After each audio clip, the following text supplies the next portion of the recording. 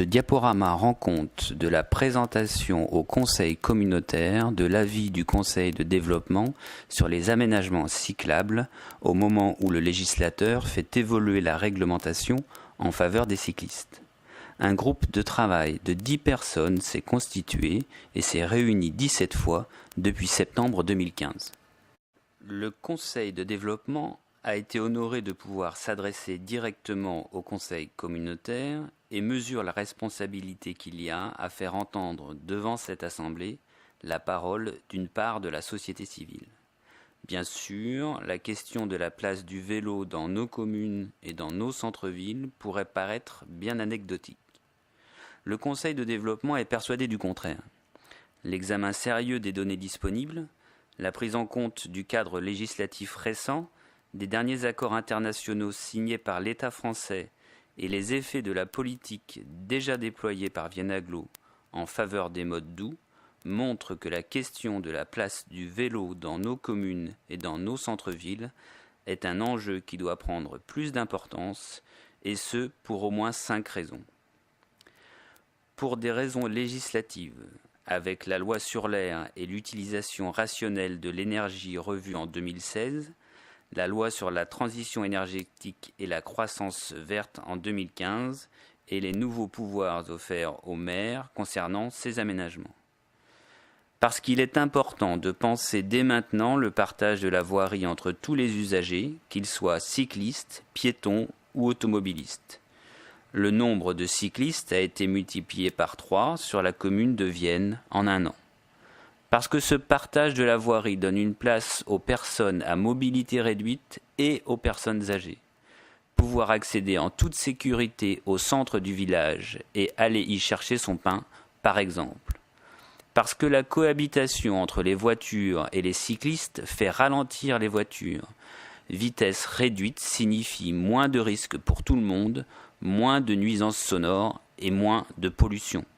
Enfin, parce que l'activité physique liée au vélo est une activité physique douce et régulière, à l'heure où le surpoids est un facteur de risque majeur pour la population, favoriser l'usage du vélo est une mesure de santé publique. Venons-en maintenant au rapport de saisine téléchargeable sur notre site cdd.viennaglo.fr. Il présente le contexte global de cette réflexion dans sa première partie. Ensuite vient la méthodologie suivie par le Conseil et enfin les préconisations et propositions qui font suite à notre réflexion et à l'ensemble de nos rencontres et de nos échanges.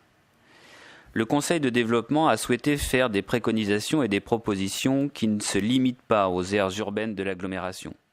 Son plus grand souhait serait que chaque municipalité puisse tirer la substantifique moelle de son travail en expérimentant l'une ou l'autre de ses propositions.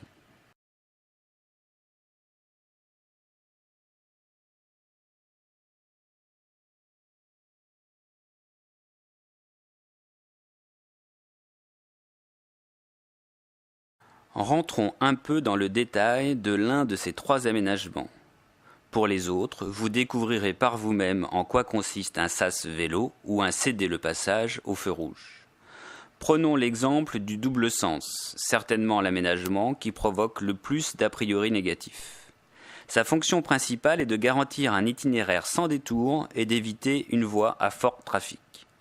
Par exemple, pour accéder au gymnase de Saint-Romain-en-Galles lorsque l'on se situe devant le lycée Ella Fitzgerald.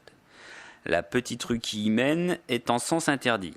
Ceci oblige donc un cycliste à faire un détour.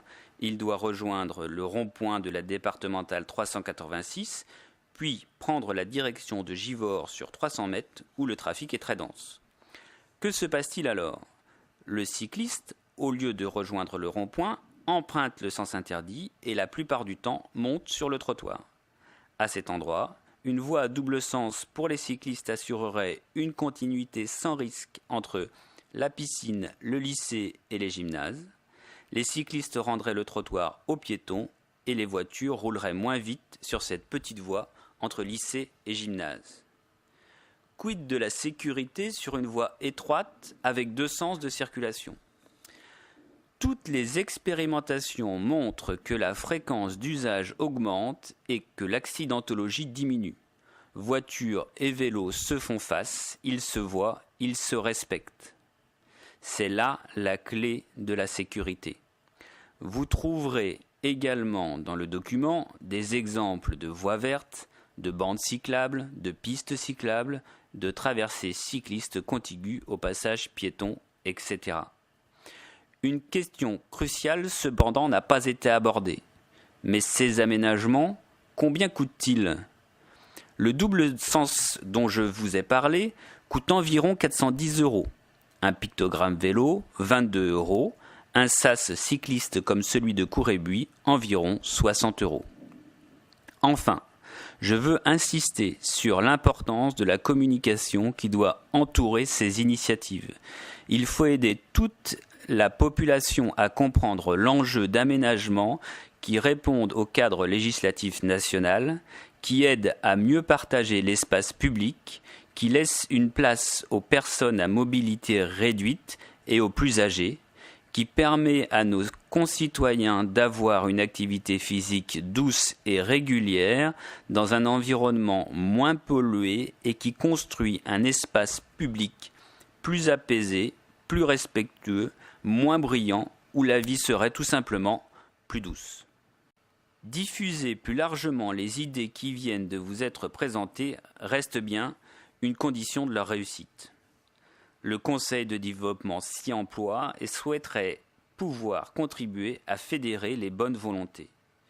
Nous pensons que l'élaboration d'une charte du vélo permettrait de mieux faire connaître les enjeux environnementaux fondamentaux liés à une meilleure prise en compte de l'usage du vélo dans les politiques publiques.